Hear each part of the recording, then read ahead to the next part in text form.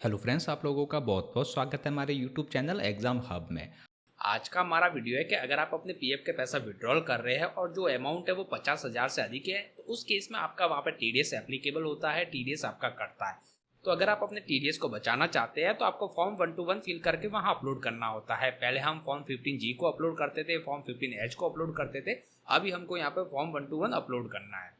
तो आपको इसके लिए क्या करना है, आप मोबाइल या लैपटॉप जो भी यूज़ कर रहे हैं उसमें ब्राउज़र को ओपन करके आपको सर्च करना है फॉर्म 121 फॉर पीएफ। जैसे ही आप इसको सर्च करेंगे तो यहाँ पर आ जाएगा फॉर्म नंबर 121। आपको सिंपली इसके ऊपर क्लिक करना है, आपको जो पीडीएफ है वो यहाँ पर डाउनलोड हो जाएगी, ओपन हो जाएगी। अभी आप इसमें नीचे की तरफ आएंगे तो यहाँ पर आपका फॉर्म 121 आपको यहाँ पर मिल जाएगा। तो अभी आपको क्या करना है, पीडीएफ को डाउनलोड करने के बाद में आपको फॉर्म नंबर 121 का प्रिंट आउट निकालना है, या फिर अगर आप इसको ऐसे ही फिलअप करना चाहते हैं तो इस पीडीएफ को आप वर्ड में कन्वर्ट कर दीजिए, देन वहाँ से फिलअप करके भी आप उसका प्रिंट आउट निकाल सकते हैं। तो यहाँ पर हमने इस फाइल को वर्ड में चेंज किया हुआ है, यहाँ पर कन्वर्ट किया हुआ है। तो इसको फिलअप करने के लिए आपको क्या करना है, सबसे पहले है यहाँ पर नाम, आपको अपना नाम एंटर करना है। तो आपका जो भी नाम है वो आप यहाँ पर एंटर कर दीजिए। नाम को एंटर करने के बाद में सेकंड है यहाँ पर एड्रेस, तो आपका जो भी एड्रेस है आपको यहाँ पर एड्रेस को एंटर करना है। जैसे जो भी आपका एड्रेस होगा वो आप यहाँ पर एंटर कर दीजिएगा। एड्रेस को एंटर करने के बाद में नेक्स्ट है यहाँ पर परमानेंट अकाउंट नंबर, आपका जो भी पैन नंबर है वो आपको यहाँ पर एंटर करना है। आप यहाँ पर अपना जो भी पैन नंबर है वो एंटर कर दीजिए। पैन नंबर को एंटर करने के बाद में यहाँ पर है स्टेटस, तो स्टेटस में आपको इंडिविजुअल एंटर करना है। स्टेटस इंडिविजुअल एंटर करने के बाद में नेक्स्ट है यहाँ पर रेसिडेंशियल स्टेटस, तो यहाँ पर आपको एंटर करना है रेसिडेंट। देन नेक्स्ट है यहाँ पर if resident individual whether age is 60 year और more at any time during the tax year. तो इस टैक्स ईयर में जो भी यहाँ पर रेसिडेंट इंडिविजुअल है उनकी एज 60 साल या उससे ऊपर हो रही है तो आपको यस पे क्लिक करना है। अगर नहीं हो रही है तो आपको सिंपली यहाँ पे नो पे क्लिक करना है। ये करने के बाद में नेक्स्ट आप नीचे की तरफ आएंगे, आपकी ईमेल आईडी है वो आप यहाँ पर ईमेल आईडी एंटर कर दीजिए। ईमेल आईडी एंटर करने के बाद में आपको कॉन्टैक्ट नंबर को एंटर करना है। तो जो कंट्री कोड है उसमें आपको यहाँ पर +91 लिखना है। यहाँ पर आपको अपने मोबाइल नंबर को एंटर करना है।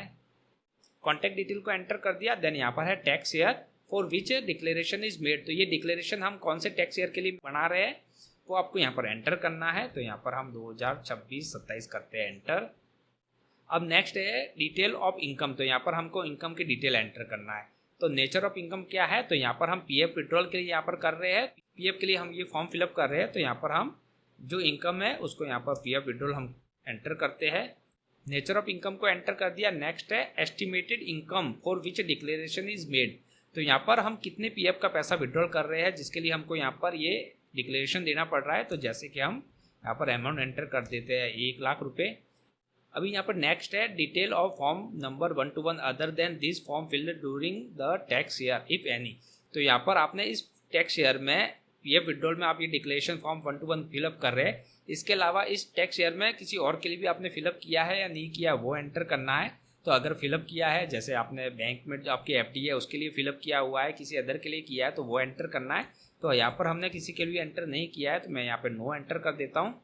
Total number of form number 121 field earlier, तो यहाँ पर अगर आपने यहाँ पर यस लिखा है कि आपने इसके अलावा भी और फिलअप किया हुआ है तो आपने कितने इस टैक्स ईयर में फिलअप किए हुए हैं वो एंटर करना है। अगर 1 है तो 1, अगर नहीं किया तो यहाँ पर 0 एंटर कर दीजिए।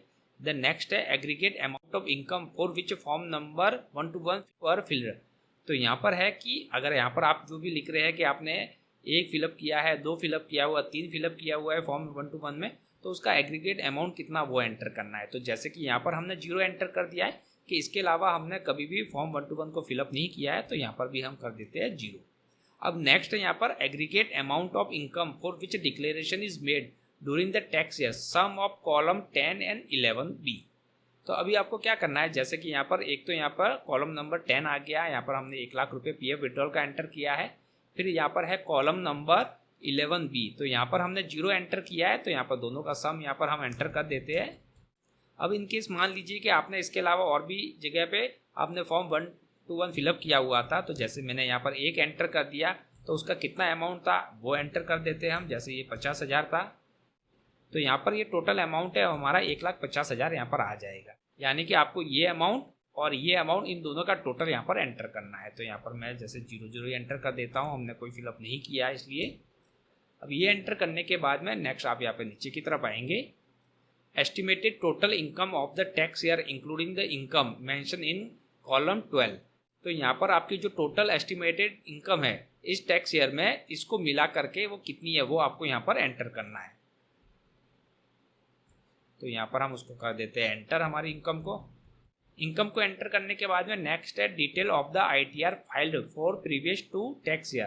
तो यहाँ पर प्रीवियस टू टैक्स ईयर में अगर आपने इनकम टैक्स फाइल किया है तो उसका टैक्स ईयर लिखना है, उसका एक्नॉलेजमेंट नंबर आपको लिखना है और जो रिटर्न इनकम कितनी वो एंटर करना है यहाँ पर लास्ट 2 ईयर का। अगर आपने नहीं भर रखा है इन दोनों को ब्लैंक छोड़ दीजिए, और अगर फिलअप कर रखा है तो आपको यहाँ पर उसको एंटर करना है। जैसे आप यहाँ पर टैक्स ईयर लिख देंगे, आपका जो भी एक्नॉलेजमेंट रिसिप्ट नंबर है वो आपको एंटर करना है, आपकी जो भी रिटर्न इनकम है वो आपको यहाँ एंटर करनी है, और उससे पहले भी आपने ईयर का कर रखा है तो वो भी आप यहाँ पर एंटर कर दीजिए। ये एंटर करने के बाद में यहाँ पर है डिक्लेरेशन, तो यहाँ पर आपको अपना नाम एंटर करना है। देन नेक्स्ट है यहाँ पर परमानेंट अकाउंट नंबर, जो भी आपका पैन नंबर है वो आपको यहाँ पर एंटर करना है। जो भी आपका पैन नंबर है वो आप यहाँ पर एंटर कर दीजिए। वो एंटर करने के बाद में आप यहाँ पर नीचे की तरफ आएंगे। देन यहाँ पर आपको टैक्स ईयर एंटर करना है। तो अभी हमारा जो टैक्स ईयर है 2026-27 है, आपको वापस यहाँ पर टैक्स ईयर एंटर करना है। ये करने के बाद में यहाँ पर आप नीचे की तरफ आओगे तो यहाँ पर आपका प्लेस, आपका जो भी प्लेस है वो एंटर कर दीजिए। डेट क्या है वो एंटर कर दीजिए। देन आपका जो नाम है वो एंटर कर दीजिए। यहाँ पर आपको यहाँ पर अपने सिग्नेचर करने हैं, प्रिंट आउट निकाल के आप सिग्नेचर कर लीजिएगा। देन आप नीचे की तरफ आएंगे तो यहाँ पर है ये पार्ट बी, तो ये पार्ट भी आपको फिलअप नहीं करना है। जैसे आप अपने PF विड्रॉल के लिए ये डिक्लेरेशन दे रहे हैं तो पार्ट बी आपका जो भी PF ऑफिस से आप फिलअप किया जाएगा, आपको यहाँ पर फिलअप नहीं करना है। आपको सिंपली इसका प्रिंट आउट निकाल दीजिए, इस पर सिग्नेचर कर दीजिए, इसको स्कैन करके PDF कॉपी बना दीजिए और उसको वहाँ पर आपको अपलोड करना है। तो इस प्रकार अगर आप भी अपना PF का पैसा विड्रॉल कर रहे हैं और वो 50,000 से अधिक अमाउंट है और उस केस में आपका जो TDS है वो कट रहा है, तो उस TDS को बचाने के लिए आपको इस फॉर्म 121 को फिलअप करके वहाँ पर अपलोड करना है। आप ये फॉर्म फिलअप करके अपलोड करेंगे, इसको चेक किया जाएगा। अगर ये सही होगा तो उस केस में आपका जो TDS कट रहा था वो आपका बच जाएगा, वो कटेगा नहीं। तो अगर आपको ये वीडियो हमारा अच्छा लगा तो प्लीज़ हमारे वीडियो को लाइक कीजिए, कमेंट कीजिए, शेयर कीजिए। Thank you very much.